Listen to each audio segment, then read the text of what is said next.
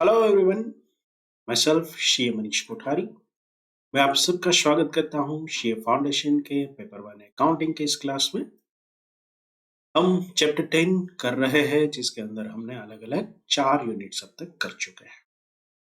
Chapter 10 partnership and LLP account का एक और important unit, fifth, death of a partner.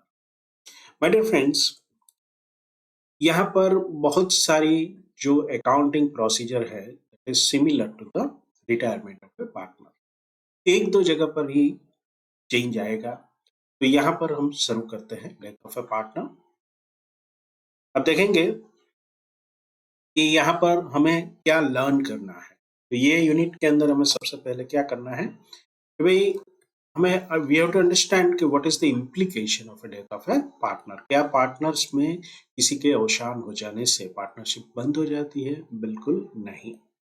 It depends upon the partnership deed, उसमें किस तरह की शर्तें हैं, लेकिन partnership can always continue with the legal heirs और without the legal heirs with the existing partners. चलिए तो शुरू करते हैं। Understand the implication of the excess money received on death of a partner from joint life policy from the insurance company in the accounts of the partnership. अगर कोई joint life policy ली है और कोई पार्टनर का death हो जाता है तो उसका जो क्लेम अमाउंट आएगी उसका डिस्ट्रीब्यूशन हमें कैसे करना है। दूसरा, understand the accounting implication if death of a partner takes place at any date during the accounting period. मतलब पार्टनर की डेथ कोई भी दिन हो सकती है, तो उस दिन तक प्रॉफिट का क्या होगा, प्रॉफिट को डिस्ट्रीब्यूट किया जाएगा या जो डिसीज पार्टनर है उसके लीगल हेयर को मिलेगा नहीं मिलेगा, उसकी चर्चा करेंगे। इसके साथ हम फेमिलियर हो गए with the other accounting treatment in case of a death of a partner which are similar to the explain in case of retirement of a partner. तो चलिए यहाँ पर एक ये इमेज को देख लेते हैं। अलग अलग प्रोसेस है। रिवैल्यूएशन अकाउंट और profit and loss adjustment account for revaluation of asset and liability. जिस तरह से हम बनाते थे वैसे ही इसमें भी बनाएंगे। दूसरा, payment of disease partner share. Disease partner का शेयर को जो शेयर होगा उसकी अमाउंट तय करेंगे और उसको किस तरह से पेमेंट देना है, लोन में कन्वर्ट करना है वगैरह सब चीज देखेंगे। अगर कोई रिजर्व है तो रिजर्व को डिस्ट्रीब्यूट करेंगे। गुडविल है तो गुडविल को ट्रांसफर करेंगे। Profit and loss on devaluation account is transferred to old partner in their old profit sharing ratio। इसके एग्जाम्पल हम बहुत सारे कर चुके हैं। Treatment of joint life policy, JLP and separate life policy, बस ये एक अलग से सीखने लायक चीज है इसमें। चलिए तो next, business of a partnership firm may not come to an end due to the death of a partner as it is known as a reconstitution of the partnership। ये ट्रू एंड फॉल्स में पूछा जा सकता है। इसे क्या कहेंगे? After the death the partnership will be reconstituted। Other partners shall continue to run the business of the firm। The problem arising on the death of a partner are similar to those arising on retirement। Asset and liabilities have to be revalued, जो कि हमने देखा। उसका profit and loss को हम transfer करेंगे, goodwill को देखेंगे एंड जॉइंट लाइफ पॉलिसी की ट्रीटमेंट को देखेंगे। सबसे पहले बात करते हैं right of outgoing partner in certain cases to share subsequent profit. ये एक बहुत ही महत्वपूर्ण चीज है। क्यों? क्योंकि जिस साल में पार्टनर्स का डेथ होता है उस दौरान जहां तक डेट ऑफ डेथ तक कुछ प्रॉफिट हुआ होगा, या तो पार्टनर को अगर पेमेंट नहीं करते हैं और बिजनेस कंटिन्यू रखते हैं, तो जब तक पार्टनर को पेमेंट नहीं करते हैं ही इज उनके लीगल हेयर्स जो है वो उनको प्रॉफिट का शेयर मिलना चाहिए। ऐसा कहाँ लिखा है? ऐसा लिखा है एज पर the provision of section 37 of the Indian partnership act.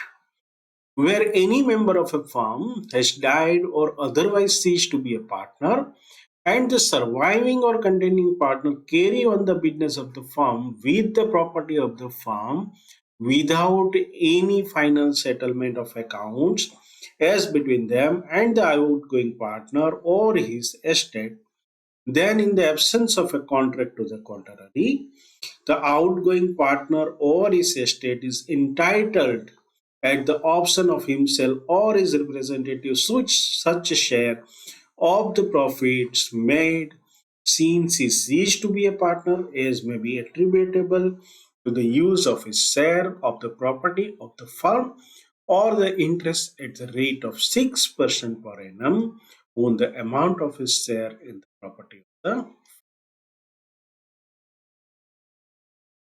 तो यहां पर हम देखेंगे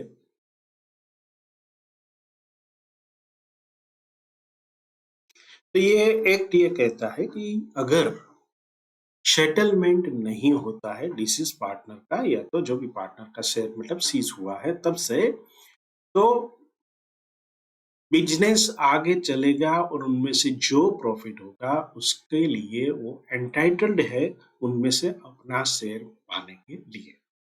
सो जो रिमेनिंग पार्टनर है उसको वो शेयर उसको देना पड़ेगा। लेकिन ये क्या है, एक शर्त है इसमें कि अगर कोई अलग से इसमें कॉन्ट्ररी कोई कॉन्ट्रैक्ट एग्जिस्ट करता है तो जो कॉन्ट्रैक्ट में लिखा है यानी कि पार्टनरशिप डीड के अंदर लिखा है उसको फॉलो किया जाएगा।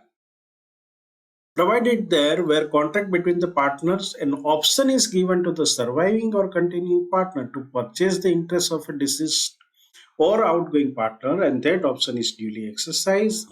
The estate of the deceased partner or the outgoing partner or his estate at this maybe is not entitled to any further or other share of the profit. But if any partner assuming to act in exercise of the option does not in all material aspect comply with the terms of their sale, is liable to account under the foregoing provision of this section।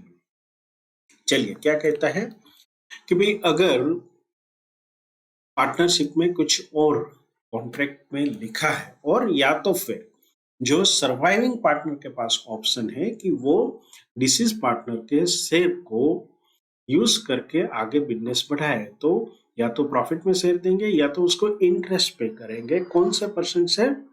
interest at the rate of 6% per annum for the share of the profit earned on the unsettled amount for the period till his dues are settled by the firm in the absence of any contract made to the। अगर कोई contract नहीं किया गया है तो या तो profit में से शेयर या तो 6% ऑफ इंटरेस्ट दिया जाएगा। तो वहां पर ऑप्शन किसका होगा? जो भी या तो रिटायरिंग पार्टनर है या तो फिर जो पार्टनर है वो उनके लीगल है जो डिसीज हो चुका है।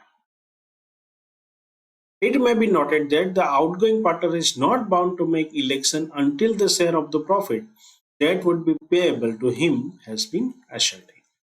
मतलब जब तक उसका हिस्सा तय नहीं किया जा सकता तब तक वो अपना ऑप्शन सिलेक्ट ना करे तो भी चलेगा। अब एक यहाँ पर एग्जाम्पल दिया है। For example A B C are in partnership business sharing profit and loss equally, मतलब सभी 1/3 वाले हैं। सी डाइड ऑन 31 अक्टूबर, सी का अवसान हो चुका है 31 अक्टूबर को। The capital of the partner after all necessary adjustment stood at 50,000, 75,000 and 1,20,000 respectively, and we continue to carry on the business further without settling the account। Account को सेटल नहीं किया था।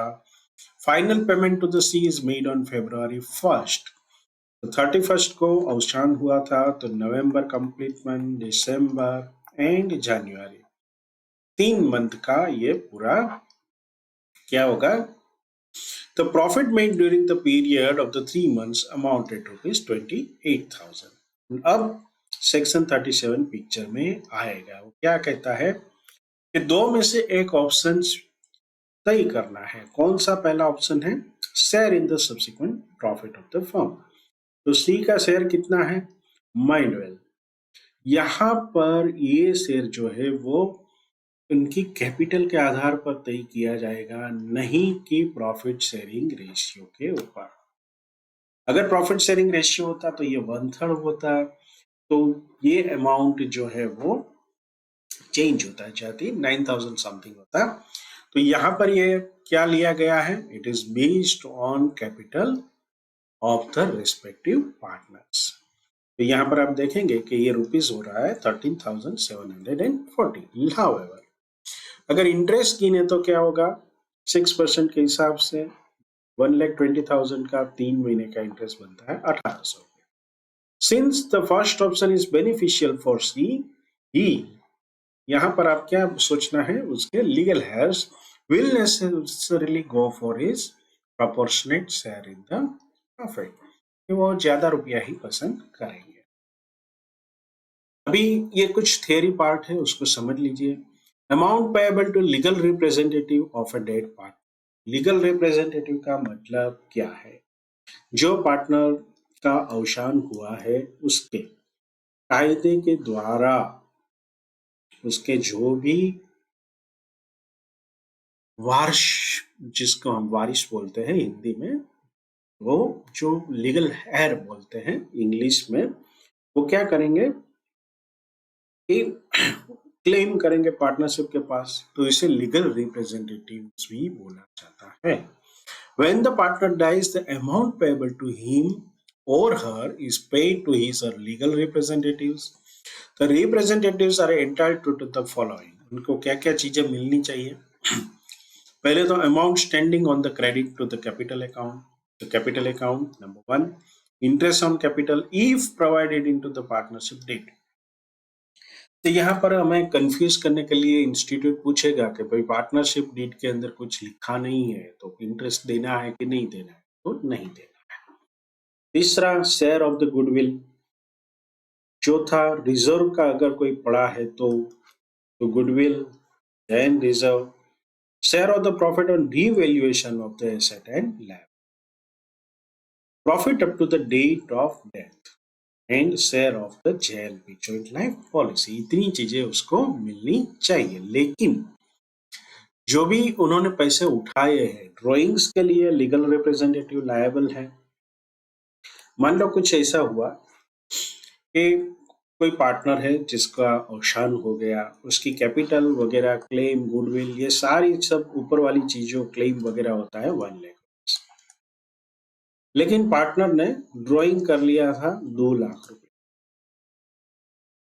होता है ऐसा, इट्स ए नॉर्मल प्रोसेस।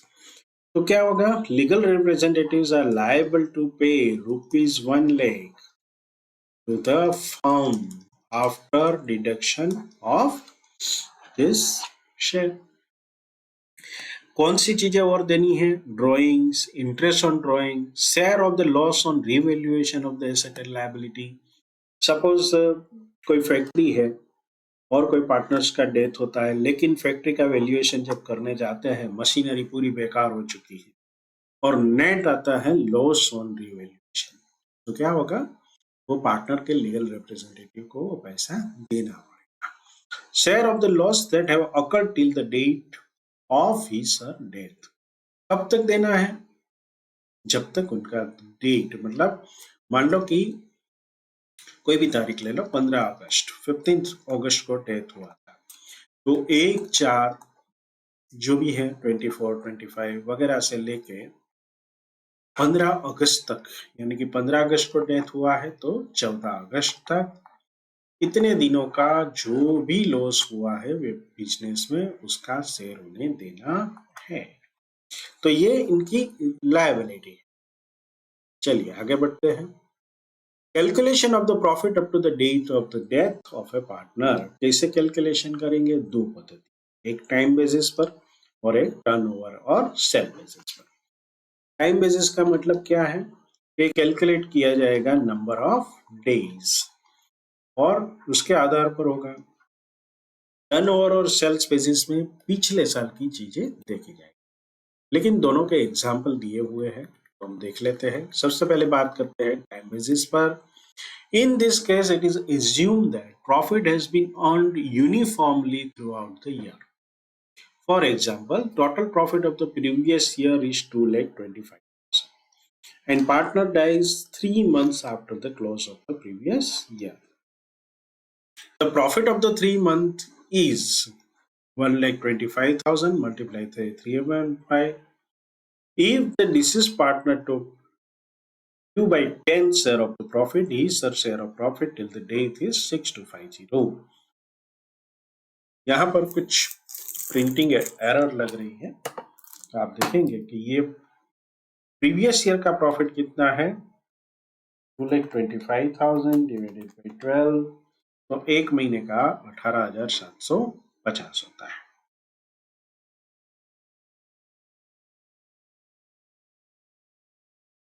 लेकिन यहां पर ये 31,250 लिया गया है, तो ये ऊपर वाला जो फिगर है वो गलत है। उसमें क्या होना चाहिए, 1,25,000 ही होना चाहिए। अभी पार्टनर जो डिसीज हुआ है उसका शेयर कितना था, 2/10, तो 31,250 डिवाइडेड बाई 10 मल्टीप्लाई बाई 2, तो 6250 is the share till the date of the death. Turnover के बेसिस पे बात करते हैं, टर्नओवर और sales basis. In this method we have to take into consideration the profit and total sales of the last year. Thereafter, the profit up to the date of death is estimated on the basis of the sales of the last year. Profit is assumed to be earned uniformly at the same rate. ये method का उपयोग ज्यादा होता है जहां पर seasonal business है। कभी कभी कोई बिजनेस क्या होता है, जैसे कि आइसक्रीम का बिजनेस है, तो वो सीजनल बिजनेस, वो साल में 6 महीने ही अच्छा चलेगा, ठीक है, 6 महीने स्लैक रहता है। तो टोटल ईयर का टर्नओवर के आधार पर जो भी प्रॉफिट्स के फिगर निकलते हैं उस तरह से कैलकुलेशन किया जाता है। एग्जाम्पल देख लेते हैं। Arun, Tarun and Neha are partners, sharing profit in the ratio is 3:2:1। Neha dies on 31st May. Sales for the year 21-22 amount at 4 lakh and profit on sales is 60,000. Accounts are closed on 31st March every year. Sales from 1st April 22 to 31st May is 1 lakh. तो यहाँ पर अप्रैल और मई 2 month का cell ही 1 lakh है। The deceased partner's share in profit up to the date of the death will be as follows. तो ये 2 महीने का कैलकुलेशन कैसे होगा, पिछले साल के फिगर्स के आधार पर। पहले तो पिछले साल में क्या था कि 4 लाख रुपए का सेल था और प्रॉफिट 60,000 था, तो इस साल क्या होगा, 1 लाख का सेल है तो प्रॉफिट कितना बनना चाहिए, 15,000। अब इनमें से नेहा का शेयर 3:2:1 के आधार पर कितना बनेगा, 2,500। एक और मेथड भी है कैलकुलेशन की, rate of profit is directly यहाँ से पिछले साल का रेट आप ले लेंगे तो ये 15% आएगा, और इस साल जो सेल हुआ है उसको मल्टीप्लाई करेंगे प्रॉफिट के अमाउंट के साथ, तो ये 15,000 अमाउंट मिलेगी प्रॉफिट की। वंस अगेन उनमें से नेहा का जो शेयर है दैट इज 1/6 को निकाला जाएगा, so it will be amount 2,500. The above adjustment are made in the capital account of the deceased partner and the balance in the capital account is transferred to an account opened in the name of his or executor. यहाँ पर executor का मतलब क्या है, ये एक legal term है। Executor का काम क्या है, executor is not the owner of the money. उसका काम ये है कि ये व्यक्ति पार्टनरशिप में से जो भी हिस्सा डिसीज पार्टनर का आएगा वो कलेक्ट करेगा, और लीगल एयर्स होंगे, वाइफ या तो बच्चे या व्हाटएवर या तो कोई विल होगा तो उसमें जो लिखा होगा उन सभी को पैसे पहुंचाने का काम ये एग्जीक्यूटर का है।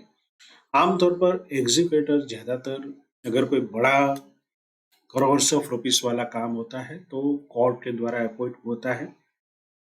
अगर कोई डिस्प्यूट नहीं है पार्टनर्स और लीगल हेड्स के बीच में तो किसी भी व्यक्ति को म्यूचुअली कंसर्न के साथ एग्जीक्यूटर बना सकते हैं। The payment of the amount of the deceased partner depends on the agreement. In the absence of an agreement, the legal representative of a deceased partner is entitled to interest of 6%, जो हमने पहले देखा, on the amount due from the date of debt till the date of final payment. तो final payment तक ये 6% गिनना है। अभी आते हैं जॉइंट लाइफ पॉलिसी की ओर। Special transaction in case of death and joint life policy का क्या करना। In case of partnership, partners generally get joint life policy in the name of all partners. If partner expires, then partners are entitled to share in JLP. अब इसमें किस तरह से accounting किया गया है, देखिए 3 मेथड है। पहली मेथड क्या है, premium method, what ever the premium is paid directly expense. दूसरी सरेंडर वैल्यू, और तीसरी है रिजर्व मेथड। तीनों को समझ लेते हैं। पहली मेथड जो है वो क्या कहती है, if joint life policy does not appear in the balance sheet, मतलब पूरा जो भी प्रीमियम है 5,000 10,000 वो सब एक्सपेंस में दिखा दिया है तो बैलेंस शीट में नहीं होगा। If joint life policy does not appear in the balance sheet, then the firm will gain on the death of a partner. For example, ABC are in the partnership sharing profit and losses at the ratio of 5:3:2. They took a JLP of 1 lakh. Now, if A dies, the firm will receive 1 lakh from the insurance company. तो general entry कैसे होगी, bank account में पैसा आएगा, जैसे ही पैसा आता है तो हम एक और अकाउंट खोलेंगे जॉइंट लाइफ पॉलिसी अकाउंट, और उसमें ये फंड ट्रांसफर कर देंगे। फिर जॉइंट लाइफ पॉलिसी अकाउंट को डेबिट करेंगे और पार्टनर्स के जो भी रेशियो है, प्रॉफिट शेयरिंग रेशियो 5:3:2, उसके आधार पर हम उसके कैपिटल अकाउंट में क्रेडिट देंगे। तो ये सिंपलेस्ट मेथड है। दूसरा मेथड देख लेते हैं। If joint life policy appears in the balance sheet at surrender value, इसका एक सम हमने देखा था इलस्ट्रेशन का, तो भाई सरेंडर वैल्यू के आधार पर किस तरह दिखाते हैं कि जो भी सरेंडर वैल्यू होगा उतना बैलेंस शीट में रहेगा, बाकी का एक्सपेंस हो जाता है। Then the firm will gain on the death of a partner. For example, ABC are in partnership sharing profit and losses at the 5:3:2. They took a JLP 1 lakh, surrender value 10,000 है। अगर ए die कर जाते हैं तो firm will receive 1 lakh। अब देखिए क्या होता है। कितना बैलेंस था जेएलपी अकाउंट में, 10,000 रुपीज। वो बैलेंस कैसा होगा, always asset, so it is a negative balance. अब बैंक अकाउंट में से पैसा आया, जेएलपी अकाउंट में क्रेडिट किया तो 1 लाख में से 10,000 निकल जाएगा और बैलेंस कितना बच जाएगा, 90,000। अब इसका क्या करेंगे, 5:3:2, इस आधार पर इसका डिस्ट्रीब्यूशन कर देंगे 45,000, 27,000 and 80,000। So this is based on surrender value. तीसरी मेथड पर आते हैं जहां पे एक रिजर्व क्रिएट किया गया है, उसको देख लेते हैं। If joint life policy appears in the balance sheet at surrender value along with the JLP reserve, then the firm will gain on the death of a partner. Reserve will be distributed among partners. For example, ABC sharing 5:3:2, JLP value 1 lakh, balance sheet में surrender value 10,000 rupees. Now, if he dies, the firm will receive 1 lakh from the insurance company. यहाँ पर आप देखेंगे कि एक reserve create किया गया था, तो जेएलपी का जो पैसा आएगा वो सभी 1 लाख रुपया एक अलग से अकाउंट में जमा किया जाएगा। उनमें से कितना रुपया जाएगा, 90,000 डेबिट होगा as capital, B capital and C capital. लेकिन रिजर्व अकाउंट में को डेबिट करके जो 10,000 पड़ा है उसको डेबिट करेंगे और ये भी पार्टनर्स के कैपिटल को दे देंगे। तो ultimately partner will get the same amount if there is a no balance sheet maintained in the balance sheet. आप देखेंगे कि यहाँ पर दोनों मिलकर कितना रुपया मिल रहा है पार्टनर्स को, पहले 45,000 फिर 5,000, मतलब 50,000 रुपीज पूरी वैल्यू मिल रही है 1 लाख। तो जो रिजर्व था वो वाइप ऑफ हो जाएगा। अभी बात करते हैं सेपरेट पॉलिसी की। अगर सेपरेट पॉलिसी है तो क्या होगा, Instead of taking one joint life policy in name of the whole partner, the partners may take individual policies on the lives of the respective partner. ABC partner है, तीनों के नाम की अलग अलग पॉलिसी लेंगे. The premium paid is charged to profit and loss account. On the death of the partner, then only the amount for which the deceased partner was insured would be recovered from the insurance company. The policies of the surviving partner will continue to survive, but the surrender value of the policies of the surviving partner would also be taken into account for the purpose of calculating the amount payable to the legal representative of the deceased partner. In other words, the legal representative would be entitled to receive share in the surrender value of equivalent to the profit and sharing ratio of the deceased. बढ़िया, चलो इसको आगे example है तो इसमें clear हो जाएगा, तो मैं उसी के माध्यम से आपको समझाऊंगा. होगा क्या कि जो भी पैसा आएगा क्लेम का तो बैंक अकाउंट डेबिट होगा, जो भी पार्टनर का डेथ हुआ है उसका लाइफ पॉलिसी अकाउंट में ये अमाउंट क्रेडिट हो जाएगा. Separate life policy disease partner जो है वो डेबिट हो जाएगी. Separate life policy of the remaining partner की सरेंडर वैल्यू जो है वो भी हम कैलकुलेशन में लेंगे तो वो भी डेबिट होगी. अभी एग्जीक्यूटर के अकाउंट में कितनी अमाउंट जाएगी इन द प्रॉफिट शेयरिंग रेशियो, और बाकी जो बचाएगा वो रिमेनिंग पार्टनर के account in the profit sharing ratio. चलिए एग्जांपल देख लेते हैं. Shonu, Gabu and Amit are partners sharing profit ratio 3:1:1. Policy 1 lakh 2 lakh 3 lakh की है, surrender value 10,000 20,000 30,000. If Amit dies तो अमित का हिस्सा कितना है,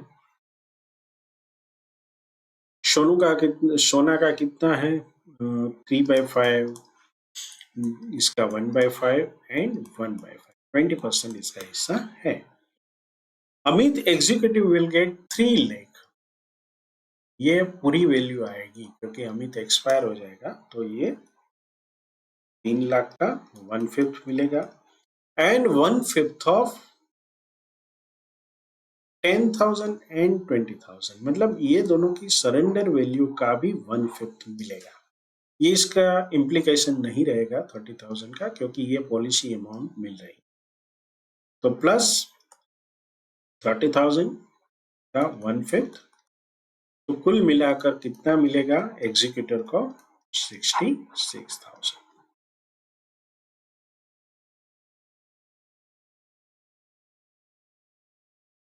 एक और स्पेशल ट्रांजेक्शन को देख लेते हैं. Basic distinction between retirement and death of a partner relates to the finalization of amount payable to the executor of the deceased partner. Though revaluation of the goodwill is done in the same way as it has been done in case of retirement, in addition, the executor of the deceased partner is entitled to share of profit up to the date of death. In case of retirement, हालांकि वो ज्यादातर at the end of the year होते थे तो ये problem नहीं है. Example है ABC are in partnership sharing ratio 2:1.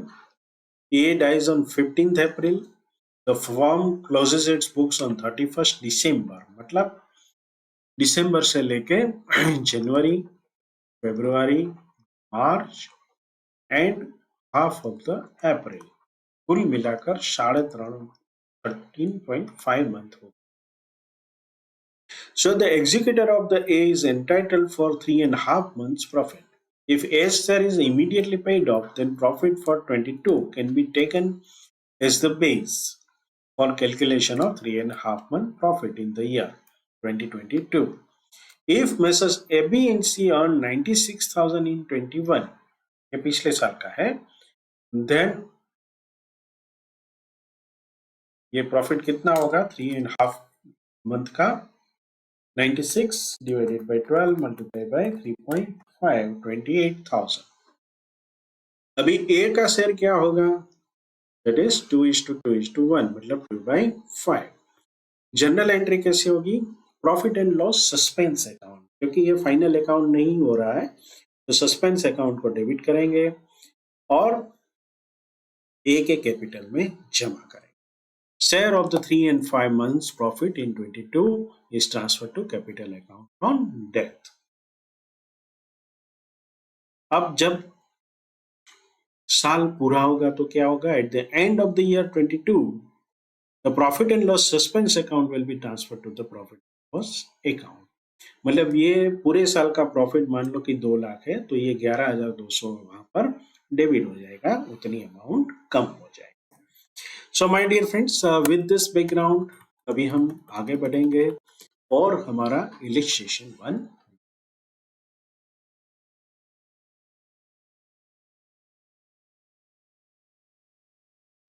Illustration number 1. The following was the balance sheet of Om and Company, in which XYZ were partners sharing profit and losses in the ratio of 1:2:2. Mr. Z died on 31st December 22. His account is to be settled under the following terms. तो यहाँ पर आप देखेंगे कि general reserve available है, 3 partner है, तीनों का जो रेशियो था इट इज 1:2:2। मिस्टर जी जो है वो एक्सपायर हो चुके हैं। अभी हमें करना क्या है, हम देखेंगे कि goodwill is to be calculated at the rate of the 2 years purchase on the basis of the average of 3 years profit. The profit and losses for the 3 year were detailed as, and तीनों साल के profit and loss दिए हैं। Profit for the period from 1st April to 31st December 22 shall be ascertained proportionately on the basis of the average profit and losses of the preceding 3 years। तो goodwill के लिए जो profit हम निकालेंगे उसी को हम 9 महीने के हिसाब से यहाँ पर प्रॉफिट कैलकुलेट करेंगे और उनमें से मिस्टर जी का जो शेयर है 2/5 वो कैलकुलेट करेंगे। During the year ending 31st March 22, a car costing 40,000 was purchased on 1st April 21 and debited to traveling and expenses account। उसका सिंपल मतलब क्या है कि ये जो प्रॉफिट है उसमें एडजस्टमेंट होगा, क्या होगा आगे करेंगे।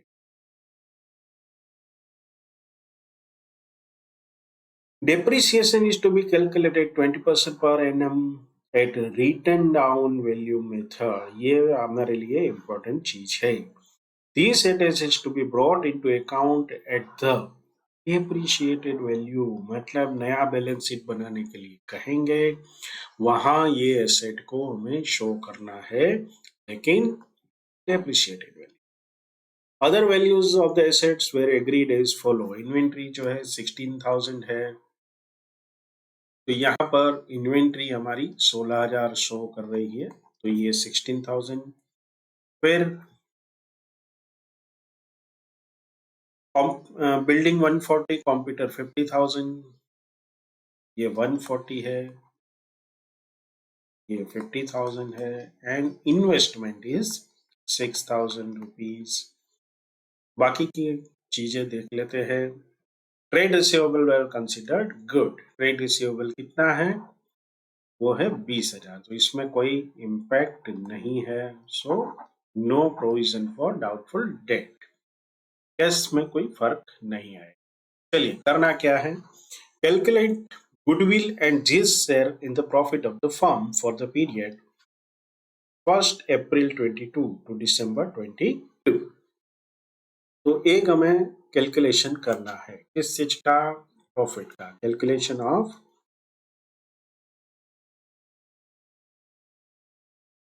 Goodwill and his share of profit, मतलब 2-3 चीजें हमें करनी है। और क्या करना है? प्रिपेयर रिवैल्यूएशन अकाउंट, तो एक रिवैल्यूएशन अकाउंट बनाएंगे। फिर पार्टनर्स अकाउंट बनाना है एंड कैपिटल अकाउंट बनाना है। तो पार्टनर्स एंड कैपिटल अकाउंट, तो पार्टनरशिप का एक बनेगा XYZ एंड XYZ। साथ में एक बनेगा बैलेंस शीट। बैलेंस शीट कब का बनेगा? 31st 12 2022। लेकिन यहां पर जो बनेगा वो आफ्टर रिकॉन्स्टिट्यूशन।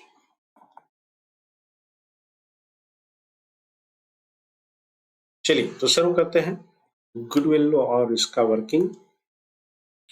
क्या कहा गया है? सबसे पहले हमें प्रॉफिट एडजस्ट करना है, तो पहला हमारा टास्क रहेगा adjustment of the profit for year ended 31 March 22। Profit कितना दिया हुआ है? 30,000।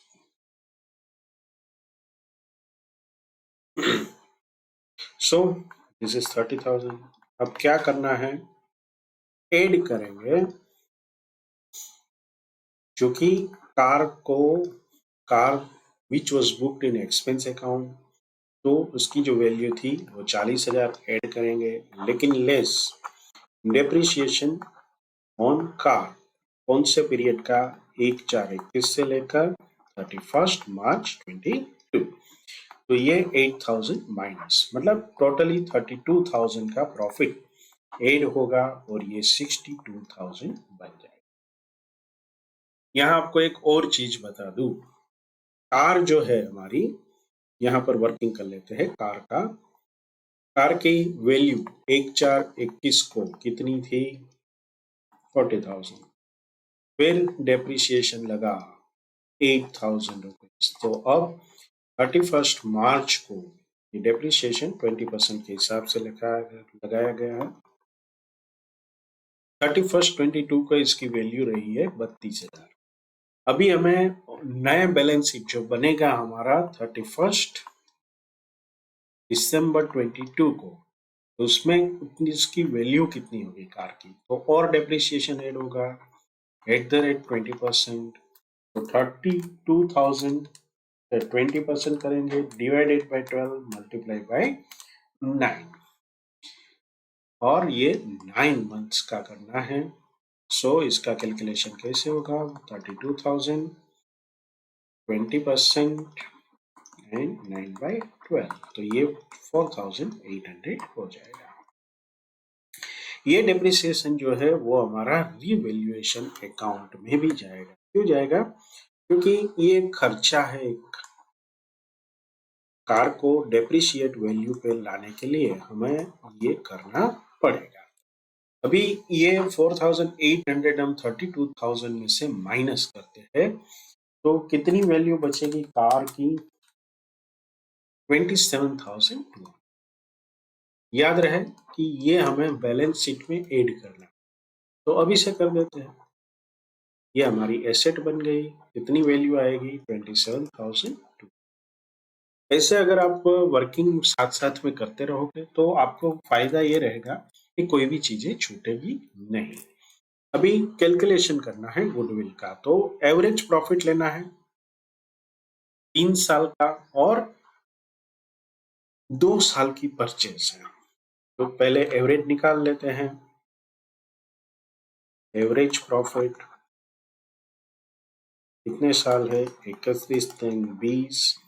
यहाँ पर 10,000 का लॉस है, फिर 21 20,000, फिर यहाँ पर रिवाइज फिगर होगा 62। तो ये 72,000 हो जाएगा average for 3 year. 72,000 divided by 3, 24,000 rupees. अभी goodwill 2 years purchase, so 24,000 multiplied by 2, 48,000। इसमें z का शेयर कितना रहेगा? x y z 1:2:2। जो g का शेयर है कितना बनेगा? 48,000 multiplied by 2 divided by 5, so 48,000 in 19,200। अब इंपॉर्टेंट चीज ये है कि ये x एंड y इनका गेन कितना है। अब देखेंगे कि इसका गेन जो है वो एक्स वाई जी ओल्ड रेशियो किया था 1:2:2। न्यू रेशियो क्या है कुछ कहा नहीं है, तो ये दोनों यही पोर्शन से कैलकुलेट करेंगे। तो जे का सेक्रीफाइस कितना है, सेक्रीफाइस 2/5 का है, और ये दोनों का गेन कितना, तो ये गेन गिनेंगे 1/3 माइनस 1/5। 15 को 20 बनाते हैं, दोनों को 5 से मल्टीप्लाई करते हैं, सो 5 माइनस यहाँ पर दोनों को 3 से मल्टीप्लाई करेंगे, सो 2/15। उसी तरह से आप देखेंगे कि यहाँ पर 2/3 माइनस 2/5, सो 15 को बेज बनाएंगे तो ये 10 हो जाएगा, यहाँ पर 6 हो जाएगा 4/15। So sacrifice is in the ratio of 2:4, that is 1:2। तो ये जो है XYZ को Z को मिलेगा, तो X कैपिटल होगी वो डेबिट होगी, कितने से होगी 19,200 डिवाइडेड बाय 3, 6,400 से।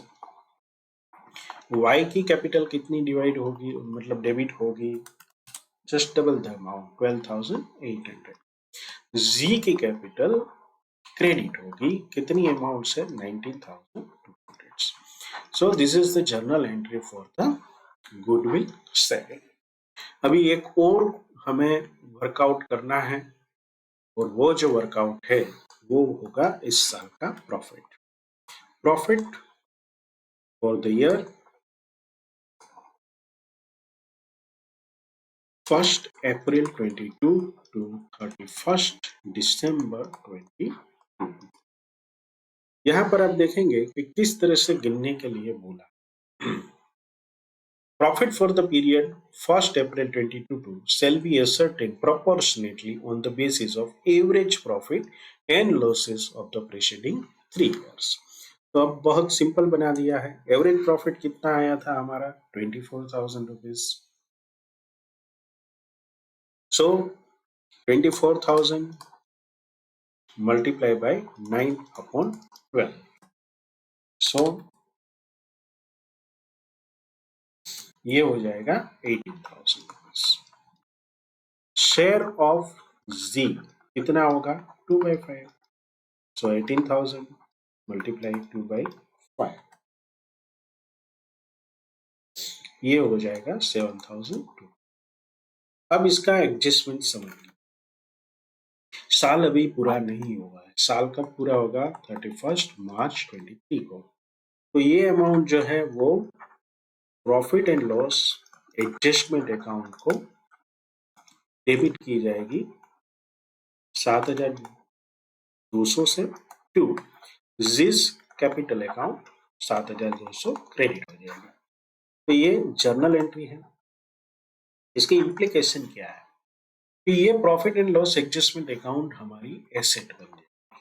ये एसेट बनेगी तो अभी से हम बैलेंस शीट में इसको लिख लेते हैं कि profit and loss adjustment account 7,200। ऐसा क्यों कर रहे हैं, ऐसा इसलिए कर रहे हैं कि जब साल पूरा होगा तो जो भी actual profit and loss account जब बनेगा तो ये एंट्री को उसके साथ सेट ऑफ किया जाएगा, मतलब P&L account will B debit and profit and loss adjustment account be credited. तो ये एडजस्टमेंट एक सीखने लायक चीज है। मेरी रिक्वेस्ट ये है कि इसको मार्क जरूर कर लेना और एग्जाम के अगले दिन इसको समझ के जाना दोबारा। ओके, तो हमारा एक टास्क पूरा हुआ। दूसरे पे आते हैं और बनाते हैं रिवैल्यूएशन अकाउंट को। रिवैल्यूएशन अकाउंट में हमने एक एंट्री ऑलरेडी कार के डेप्रिसिएशन की डाल दी है। चलिए फिर आगे बढ़ते हैं। और बिल्डिंग जो है उसमें सरप्लस है, कितना है 140 माइनस 120, 20,000। अब आते हैं कंप्यूटर पर। तो ये 80,000 था, उनमें से 50,000 बन रहा है, तो 30,000 इज द डिवैल्यूएशन। इन्वेंट्री 4,000 से कटौती हो रही है, 20,000 थी 16,000 बन गई, तो 4,000 डेबिट करेंगे डिवैल्यूएशन में। Trade receivable untouch, investment 4000, investment 10,000 था, 6,000 है, तो ये 4,000 हो जाएगा। आप सिंपली देख सकते हो कि डेबिट साइड ज्यादा है, मतलब इट्स अ लॉस। सो 42,800, ये माइनस करेंगे 20,000 को, 22,800, ये लॉस है। So by capital account, loss on revaluation कहां से आएगा? XYZ, कौन से रेशियो में? Old profit sharing ratio. कितनी राशि बनेगी?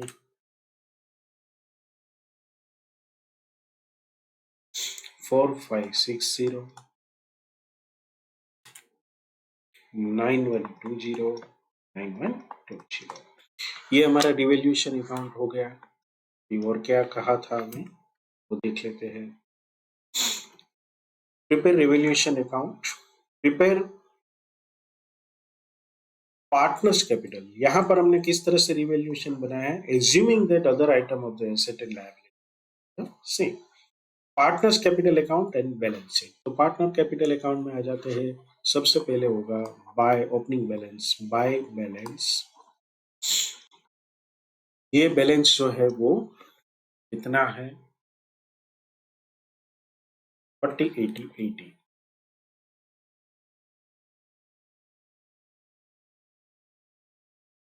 Revaluation to loss on revaluation,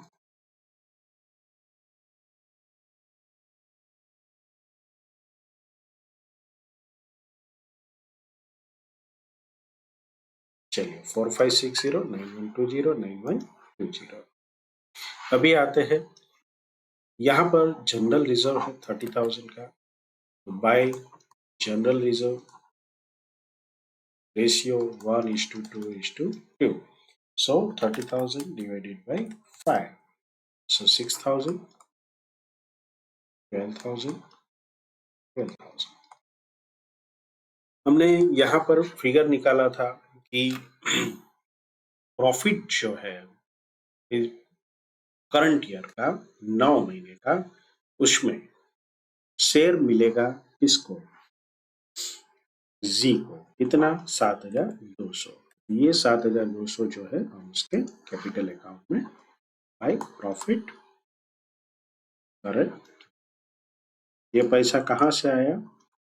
P&L adjustment accounts. चलिए, तो ये एंट्रिया हो गई। अभी और क्या करना है? अभी यहां पर हमने देखा कि बैलेंस शीट में हमने कार ऐड की। ये कार हमने कितनी वैल्यू पर की? 32,000 की, क्योंकि पिछले साल क्या हुआ था? 40,000 माइनस 8,000 रुपीज। तो ये जो था हमारा 32,000 था, उसको हमने, तो ये एसेट जो है वो प्रॉफिट बढ़ा पिछले साल का 32,000, तो उसका आपको इम्पैक्ट देना पड़ेगा कैपिटल अकाउंट में। तो पिछले साल के profit by profit adjustment previous year कौन सा था? ईयर एंडेड 31 मार्च 2022। अमाउंट कितनी थी? 32,000। डिस्ट्रीब्यूशन कैसे करेंगे? 1:2:2। So this is simply 6,400। ये इनका डबल हो जाएगा 12,800 एंड 12,800। चलिए, अभी गुडविल, बाय गुडविल, गुडविल का कैलकुलेशन हमने कर लिया है। गुडविल कितना बना था? 19,200। इसकी जर्नल एंट्री भी हमने समझ ली है। एक्स और वाई दोनों पैसे देंगे। सो टू गुडविल 6,400, 12,800, 19,200। तो एक ये एंट्री भी हमारी पूरी हो। अभी हमें और कुछ करना नहीं है। हमारी सभी एंट्रियां कंप्लीट हो चुकी है। सो टू बैलेंस जी का जो भी पैसा होगा उसके बारे में कुछ नहीं लिखा है वो देख लेते हैं। जी को पेमेंट कैसे करेंगे, यहाँ पर नहीं लिखा है, तो हमारे पास दो ऑप्शन है। कौन सा ऑप्शन है? जी के एग्जीक्यूटर को हम पूरा पैसा दे सकते हैं या जी की लोन बता सकते हैं, दोनों आप कर सकते हो। हम यहाँ पर आईसीआई ने जिस तरह से किया है टू जीज एग्जीक्यूटर अकाउंट, इसको क्रेडिट कर दें। तो ये हमारा बैलेंस नील करना है और एक्स और वाई का बैलेंस निकालना है। चलिए स्टार्ट करते हैं।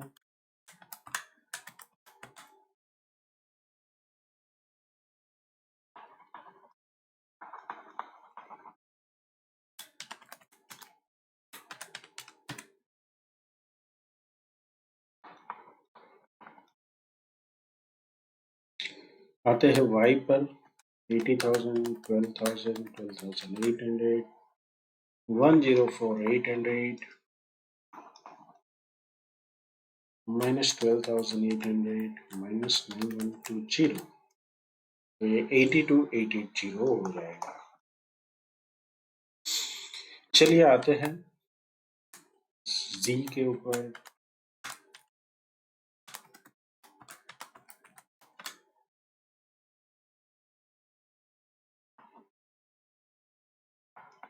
जी का बैलेंस हमें नील हो जाएगा, उसके एग्जीक्यूटर अकाउंट में सब कुछ चला जाएगा। सो 122,080, तो ये हमारा काम पूरा हो गया। अब सिर्फ बैलेंस शीट बनाना है। बैलेंस शीट में चलिए पहले पार्टनर्स कैपिटल अकाउंट से शुरुआत करते हैं। कैपिटल अकाउंट एक्स वाई 41,440, 82,880 कितना होगा?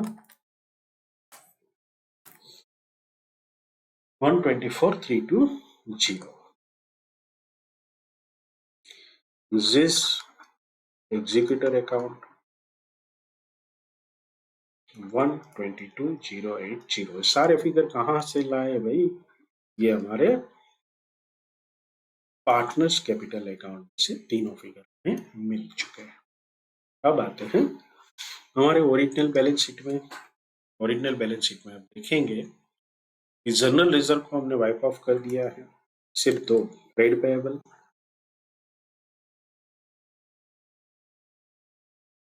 20,000 एंड बैंक लोन 50,000 बच गया है।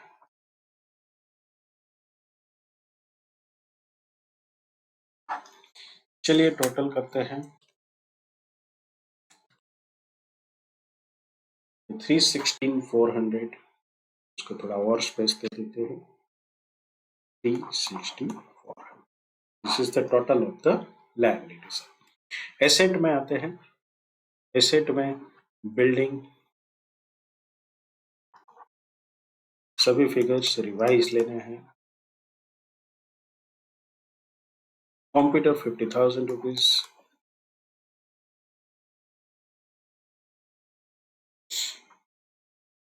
Inventory 16,000,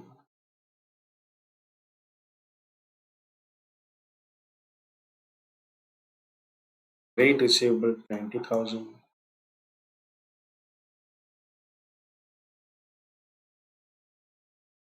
cash 50,000,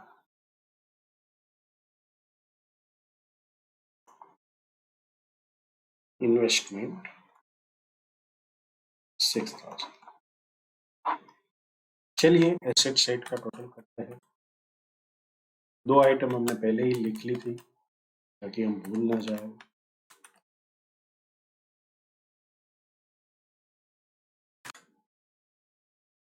$360। So my dear friends, यहाँ पर हमने वर्किंग नोट से शुरुआत की, पूरा गुडविल वगैरह का कैलकुलेशन किया, फिर हमने रिवैल्यूएशन अकाउंट बनाया जिसमें लॉस आ रहा था, उसके बाद पार्टनर्स कैपिटल अकाउंट बनाए, सबके ने बैलेंस निकाले और फिर बैलेंस शीट बनाया। चलिए देख लेते हैं आईसीआई ने किस तरह से प्रेजेंटेशन दिया है। सो ये कैलकुलेशन ऑफ द गुडविल, यहाँ पर ये कार वाला जो इश्यू था वो सीखने लायक है और एग्जाम में अगर ऐसी चीजें पूछी जाती है तो आप आसानी से कर पाएंगे। चलिए ये हमारा बैलेंस शीट है और ये है वर्किंग नोट्स। ये वर्किंग नोट्स हमने साथ साथ में ही बना ली थी। इस तरह से जो गेन रेशियो है दोनों पार्टनर का, दैट इज 2:4, दैट इज 1:2, मतलब जो नया शेयर है उसके हिसाब से ये था। So this was the presentation.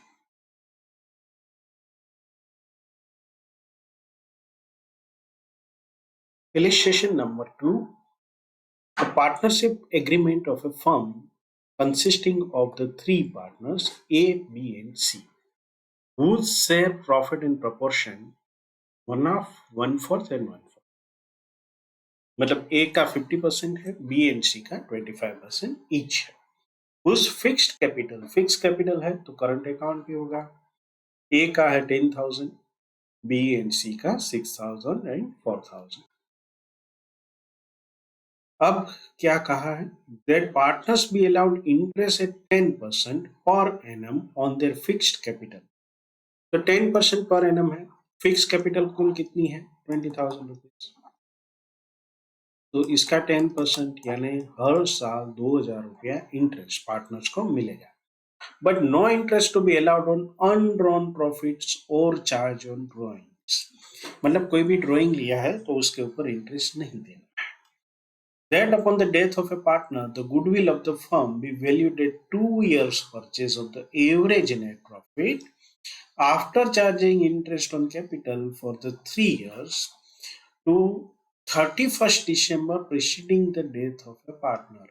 मतलब पूरे साल में कभी भी पार्टनर का अवसान हो जाता है, एक्सपायर कर जाता है, तो भी हिसाब कब होगा 31st दिसंबर को। अब insurance policy of 10,000 each to be taken in individual name of each partner, the premium is to be charge against the profit of the firm. ये सेंटेंस बहुत ही महत्वपूर्ण है, इसे समझ लीजिए।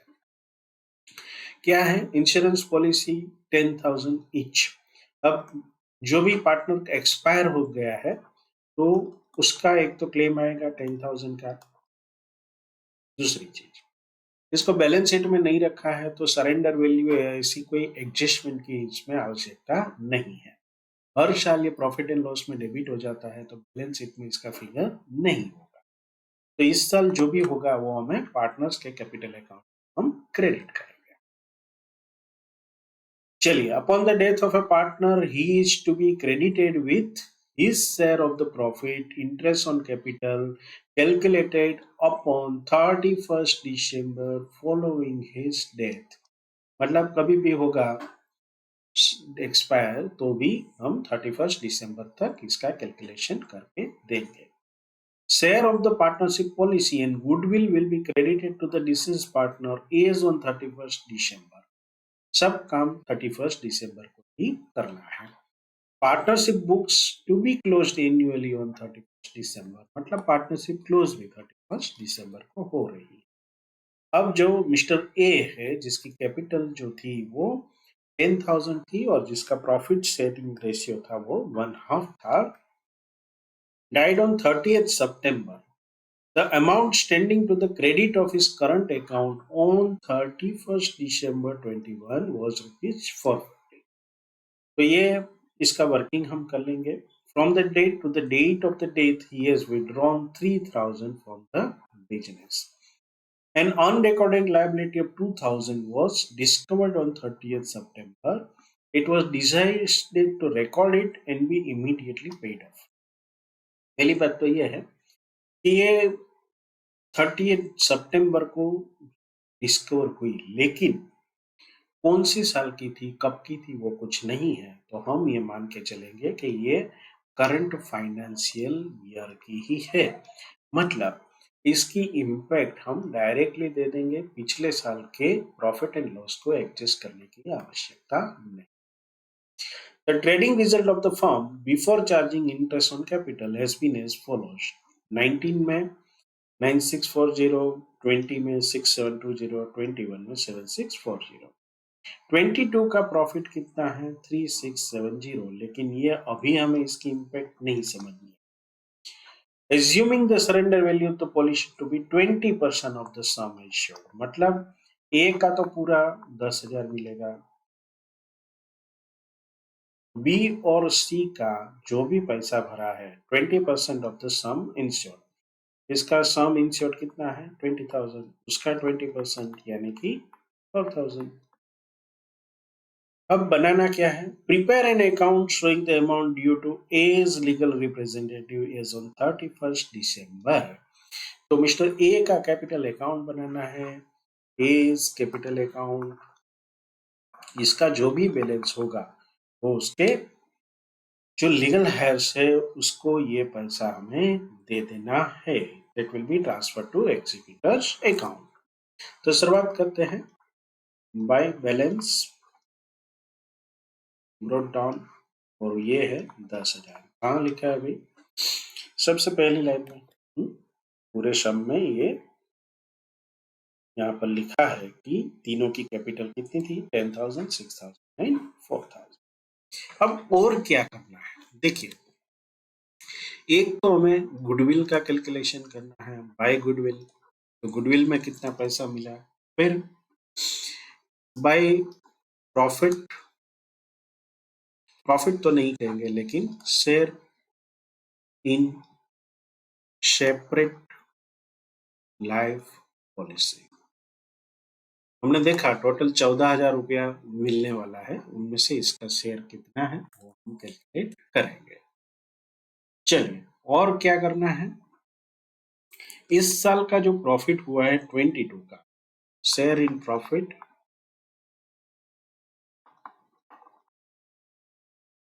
42022 एक अनरिकॉर्डेड लायबिलिटी है, उसको पे करनी है। तो कुल मिलाकर 2,000 रुपया था उनका, 1/2 यानी कि 1,000 अनरिकॉर्डेड लायबिलिटी इस साल के अंदर पे करनी है।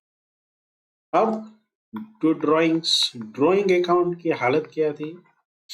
पहले क्रेडिट बैलेंस था, क्रेडिट 450, उसके बाद कितना ड्रॉइंग किया?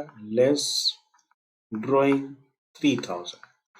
तो नेट इम्पैक्ट क्या रही? 3,000 माइनस 450, 2,550 इनको पार्टनरशिप फर्म को वापिस करना है। तो ये करंट अकाउंट के अंदर क्रेडिट होगा। तो इसका करंट अकाउंट मिस्टर ए का, तो ये कुल मिलाकर कितनी अमाउंट है? 2,550। तो ये एक एडजस्टमेंट ये हो गया, ये हो गया। अभी हमें गुडविल को समझना है। तो चलिए, कैलकुलेशन ऑफ गुडविल।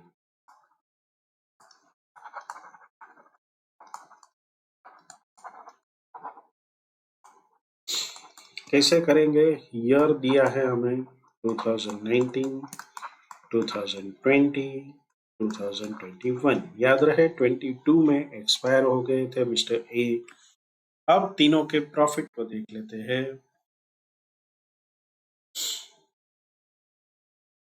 तीनों के प्रॉफिट का फिगर है 9640,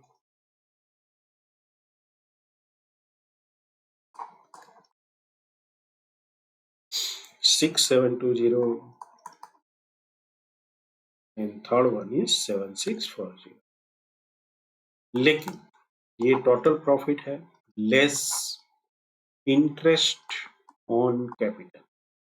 इंटरेस्ट ऑन कैपिटल हमने ऑलरेडी गिन के रखा है, 20,000 का 10%, दैट इज 2,000 हर साल में ये लेस हो जाएगा। सो प्रॉफिट आफ्टर इंटरेस्ट 7640, 4720, 5640, ये तीनों का टोटल करेंगे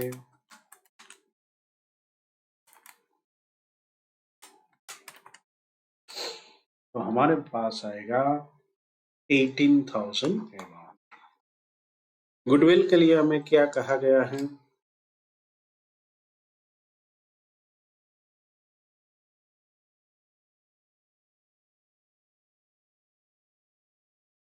Two years purchase of the average net profit. So average net profit 18,000 divided by 3, 6,000. 2 year purchase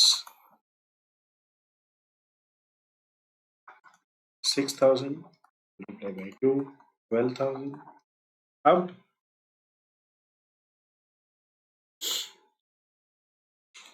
mister A का शेयर कितना है? Of course 50%।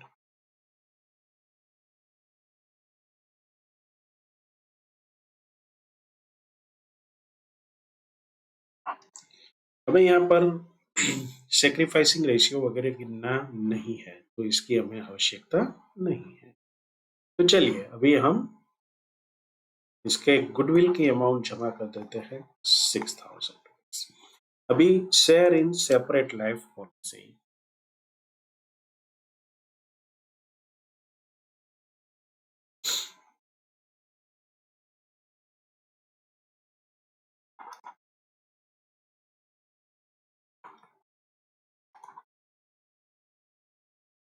अमाउंट हमने ऑलरेडी गिन ली है। यहाँ पर हम वर्किंग नोट बना रहे हैं। एज पॉलिसी कितना रुपया आएगा? Of course 10,000। बी एंड सी की पॉलिसी सरेंडर वैल्यू का 20,000 रुपीज जो है surrender value, that is insurance value multiply 20%। तो ये 10,000 दोनों के नाम की है, तो ये 20,000 हो जाएगा, उसका 20% यानी कि 4,000। कुल मिलाकर 14,000 रुपया है। ए का शेयर कितना बनेगा? 50%, 7,000। तो चलिए अकाउंट में जमा कर देते हैं। By share in separate life policy 7,000। अभी हमारे एक और वर्किंग करना है। इस साल के अकाउंट में हमें कैलकुलेशन करना है, तो चलिए ये कैलकुलेशन कर लेते हैं। नंबर 3 हमारी वर्किंग नोट बनेगी, share in profit for 2022। Profit कितना हुआ इस साल का?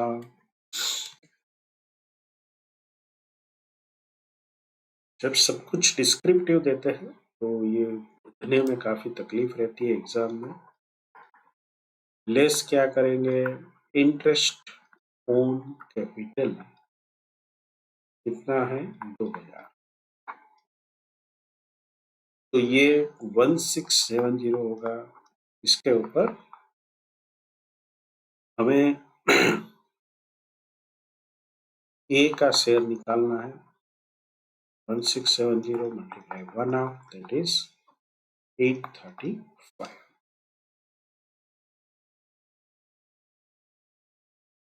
सो 835। अभी हमें क्या समझना है कि ए की जो कैपिटल थी उसके ऊपर भी हमें इंटरेस्ट मिलेगा। कितना मिलेगा? 1,000। So interest on capital for 2022, ये 1,000 है क्योंकि 10,000 कैपिटल थी, उसके ऊपर 10%। चलिए टोटल करते हैं। 10,000 plus 6,000 730 plus 1,000 24,835 2 is executor count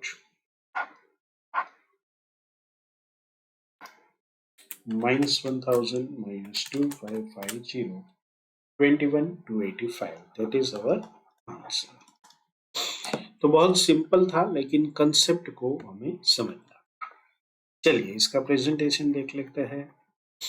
21,285 that is balance transfer two is executor account, ये हमारा आंसर था। डेट हमने उससे छूट गई है, तो ये जो डेट है वो हमें लिखनी है। क्योंकि कब हुआ ये, जैन 21। बाकी सब काम जो है वो 31 दिसंबर 2020 को हुआ है।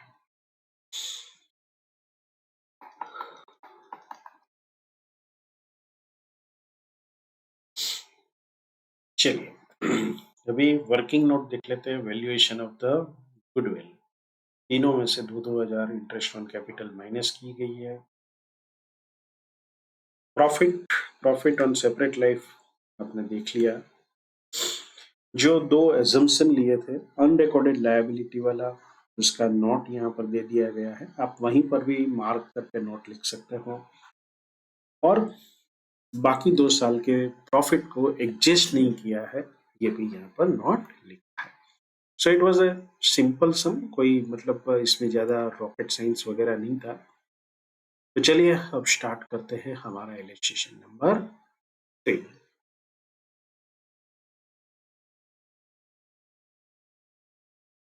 Illustration number 3.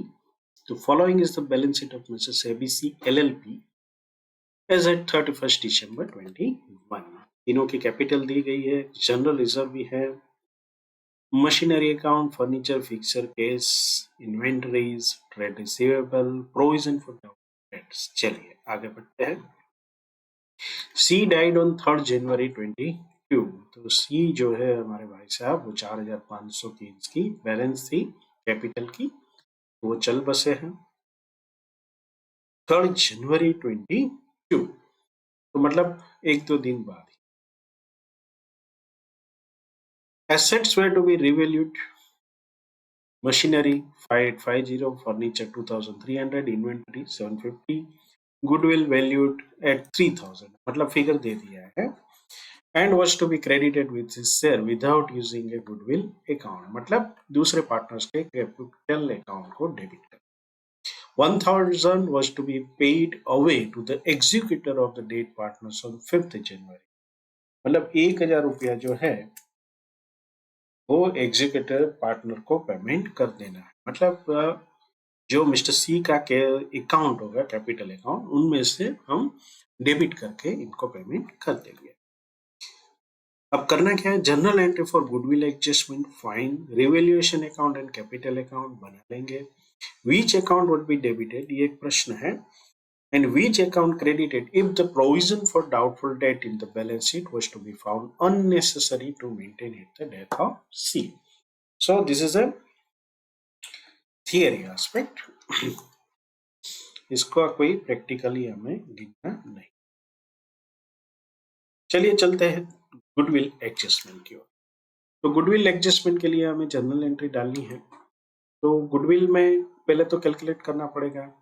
तो चलिए वर्किंग नोट बनाते हैं। गुडविल गुडविल कितना है, 3,000, शेयर ऑफ मिस्टर शी। तो वो कैसे गिनेंगे, पहले तो तीनों का शेयर गिनना है हमें।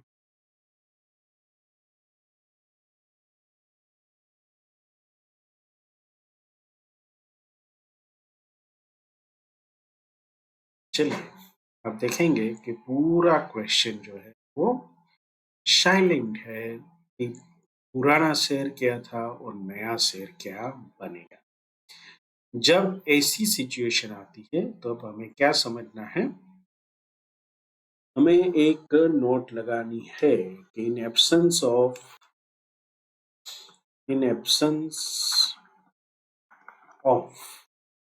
Any information, it is assumed that all partner had a equal share।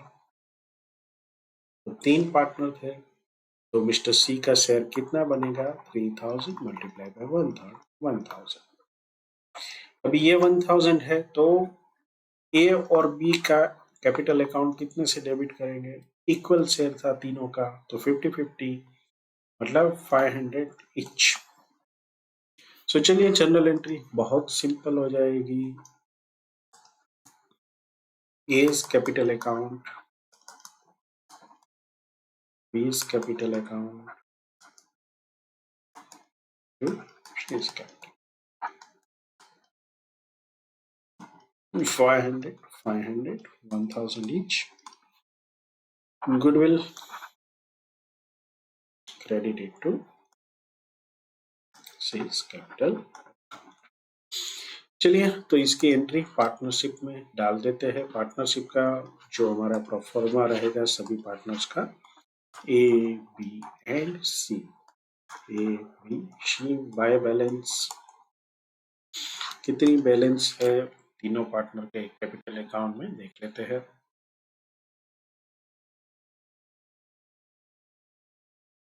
$4,100 4,000 bye goodwill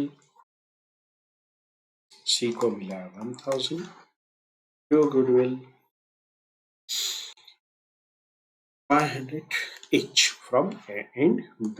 चलिए और क्या करना था हमें, गुडविल की जर्नल एंट्री हमने डाल दी।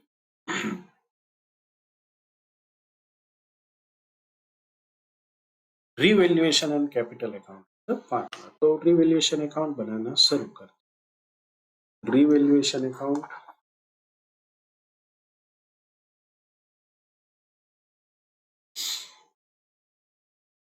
asset were to be revalued machinery 5850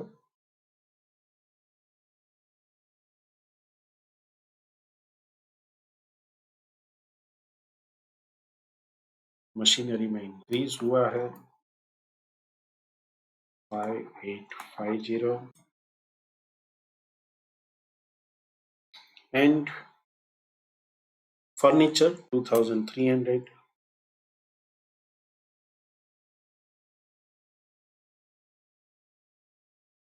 साथ में इन्वेंट्री 750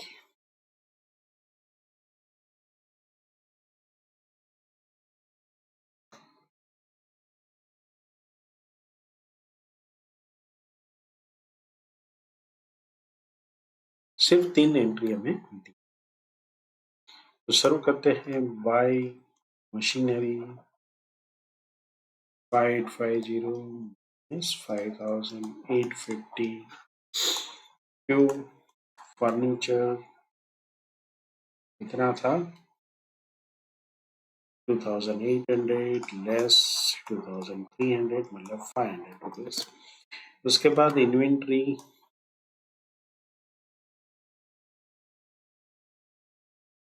950 माइनस 750 ये 200 रुपया हो जाएगा। अभी 3 ही एडजस्टमेंट था तो ये अमाउंट ज्यादा है, so there will be few profit transfer to partners account 150 रुपया यहाँ पर हम ट्रांसफर कर देंगे। कैसे, ए बी और सी तीनों को equally 50 rupees 50 rupees 50 rupees partner के कैपिटल अकाउंट पे by profit on revaluation 50 rupees 50 rupees 50 rupees. तो पार्टनर के अकाउंट में एक और एंट्री हमें अभी डालनी है और वो है हमारी जनरल रिजर्व की। तो बाय जनरल रिजर्व 1500 रुपया है, ये 500 500 और 500 हो जाएगा। गुडविल की एंट्री हमने डाल दी है। एक और सूचना हमें मिली है टू कैश, किसको देना है, एग्जीक्यूटर ऑफ सी 1000 रुपीज हमें ऑलरेडी दे देना है, कुछ सोचना नहीं है। बाकी की रकम उसके एग्जीक्यूटर के अकाउंट में ट्रांसफर करें। 1000 was paid away to the executor, बाकी की अमाउंट है टू एग्जीक्यूटर्स अकाउंट, ये हम ट्रांसफर कर देंगे। चलिए अब इसका टोटल लगा लेते हैं।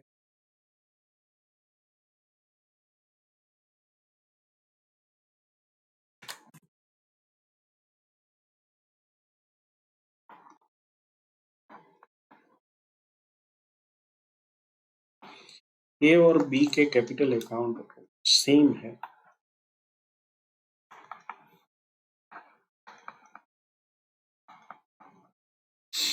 अब आते हैं सी के पास 4,500, 1,000, 50 प्लस 6050।